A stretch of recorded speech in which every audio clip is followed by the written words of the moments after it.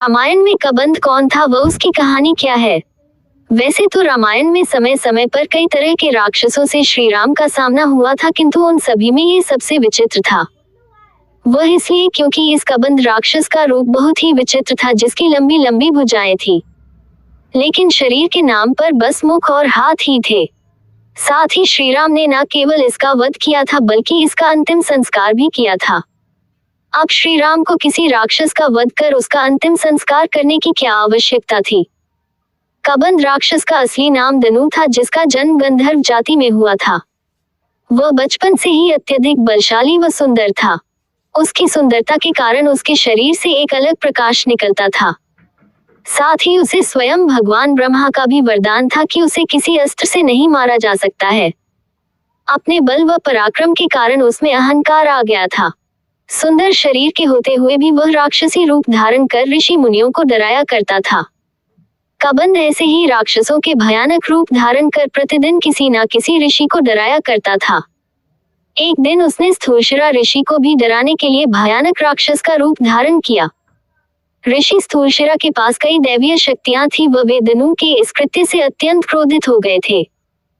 इसी क्रोध में उन्होंने उसे श्राप दिया कि वह जिस प्रकार का रूप धारण करके उन्हें डरा रहा है, वही उसका हमेशा के लिए रूप हो जाएगा और वह राक्षसों के जैसा ही व्यवहार करेगा। ऋषि के श्राप स्वरूप धनु का शरीर वैसा ही रह गया। उसकी दोनों भुजाएं अत्यंत लंबी व विशाल बन गई व सारा दिव्य ज्ञान विलुप्त हो गया। अब वह एक राक्षस की भांति व्यवहार करने लगा। अपनी यह अवस्था देखकर धनु ऋषि स्थूलशिरा के सामने गिड़गिड़ाने लगा व क्षमा की याचना करने लगा। ऋषि को भी उस पर दया आ गई व उन्होंने इस श्राप से मुक्त होने का उपाय बताया। उन्होंने कहा कि एक दिन भगवान श्री राम अपने भाई लक्ष्मण के साथ माता सीता को ढूंढते हुए यहाँ आएंगे व तुम्हारी दोनों भुजाएं काट देंगे। इसके बाद जैसे ही वे तुम्हारा दाह संस्कार करेंगे तो तुम श्राप से मुक्त हो जाओगे व पुनः अपने इसी शरीर को प्राप्त करोगे। इसके पश्चात धनु का देवराज इंद्र से युद्ध हुआ। चूंकि धनु को ब्रह्मा जी के द्वारा दीर्घायु होने व किसी अस्त्र से न मरने का वरदान प्राप्त था, इसलिए इंद्र उनकी हत्या नहीं कर पाए।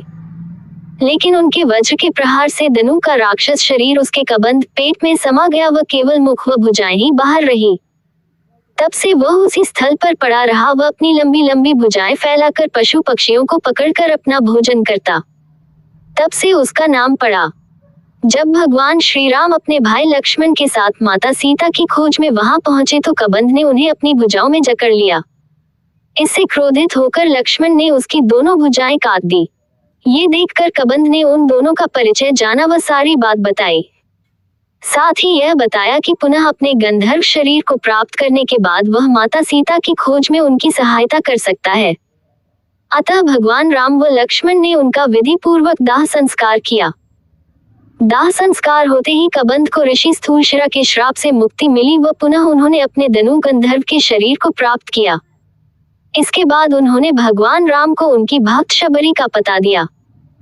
साथ ही उन्होंने बताया कि वहां से उन्हें सुग्रीव तक पहुंचने का रास्ता मिलेगा, जो माता सीता को ढूंढने में उनकी सहायता करेंगे। ये कहकर वे अंतर्धान हो गए।